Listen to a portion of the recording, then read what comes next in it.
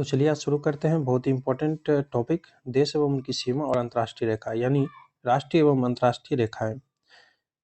कौन से देश के बीच में कौन सी रेखाएं हैं जो दो देशों को अलग करती है, दो राष्ट्रों को अलग करती है, वो सारी इसमें हम लोग पढ़ेंगे।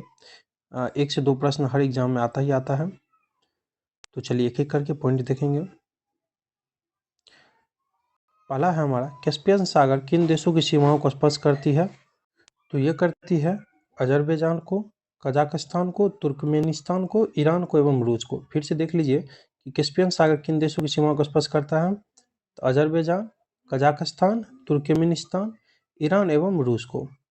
बांग्लादेश भारत के साथ सबसे लंबी अंतर्राष्ट्रीय स्थलीय सीमा बनाता है। स्टार मार्क कर लीजिए, सभी को पता भी होगा।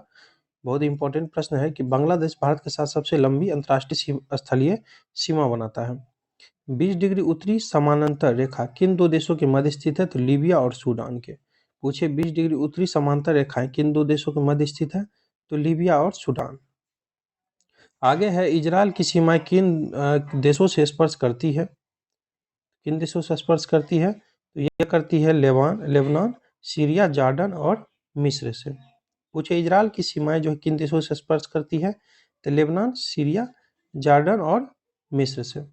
दक्षिण पूर्व एशिया का कौन सा देश स्थल रुद्ध है? तो लाओस है। पूछे दक्षिण पूर्व एशिया का कौन सा देश स्थल रुद्ध है? तो लाओस है। हॉर्न ऑफ अफ्रीका में कौन से देश सम्मिलित हैं? तो इरिट्रिया, सोमालिया, इथोपिया और जिबूती। क्या दिया हुआ है? जिबूती। हॉर्न ऑफ अफ्रीका में कौन से देश सम्मिलित हैं? तो इरिट्रिया, सोमालिया, इथोपिया और जिबूती।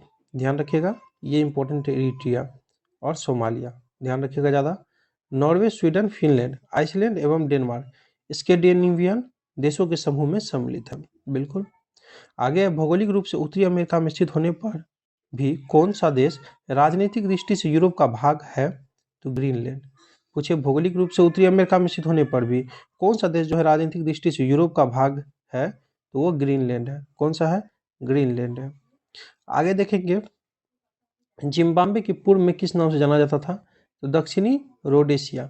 जिम्बाब्वे का पूर्ण नाम ऐसा कह सकते हैं, तो दक्षिणी रोडेशिया।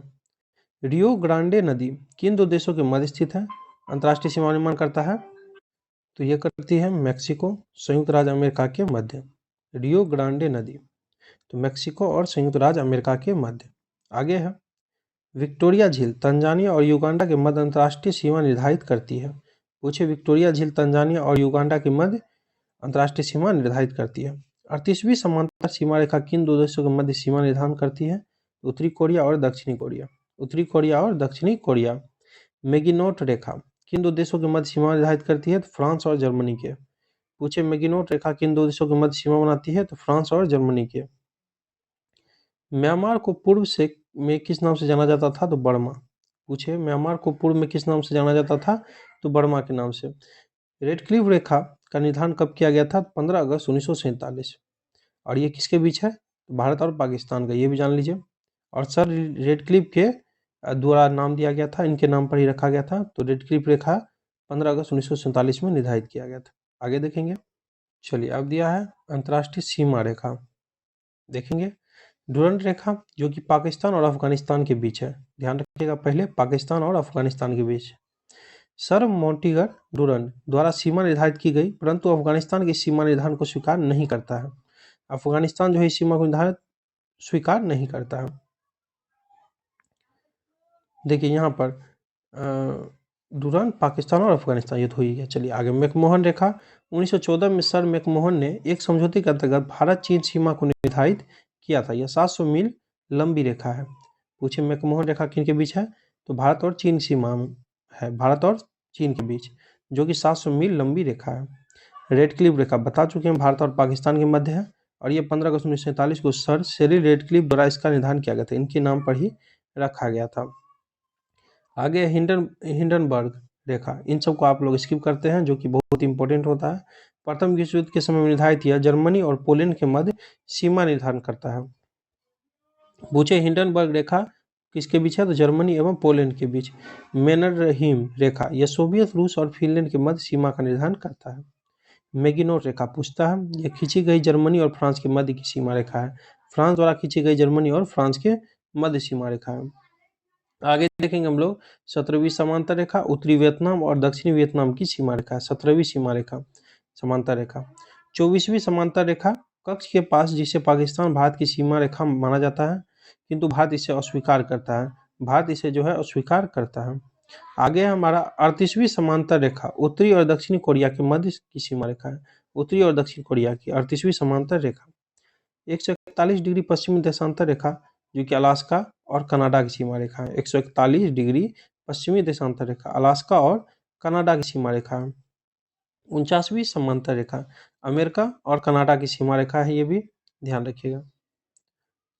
ऑर्डर निषेध रेखा, ऑर्डर निषेध रेखा पूर्व जर्मनी पोलैंड के मध्य की सीमा रेखा है। पूर्व जर्मनी और पोलैंड के मध्य की सीमा रेखा है। सिगफ्रॉयड रेखा द्वितीय विश्व युद्ध के पूर्व फ्रांस और जर्मनी की सीमा पर दीवारों, मीनारों, सैनिकों, चौकियों से घिरी प्रतिरक्षा रेखा जो जर्मनी द्वारा निर्मित की गई थी। पूछे सिगफ्रॉयड रेखा, तो द्वितीय विश्व युद्ध के पूर्व फ्रांस और जर्मनी की सीमा पर दीवारें, मीनारें और सैनिकों, चौकियों से घिरी प्रतिरक्षा रेखा जो जर्मनी द्वारा निर्मित की गई थी। नीचे क्या दिया हमारा मलक्का जल संधि। मलक्का जल संधि मलेशिया को सुमात्रा द्वीप से पृथक करती है तथा अंडमान सागर को दक्षिणी चीन सागर से जोड़ती है। अंडमान सागर को दक्षिणी चीन सागर से जोड़ती है। चलिए वीडियो में इतना ही। वीडियो अच्छा लगे तो लाइक कमेंट जरूर कीजिएगा। बाकी थैंक यू दोस्तों।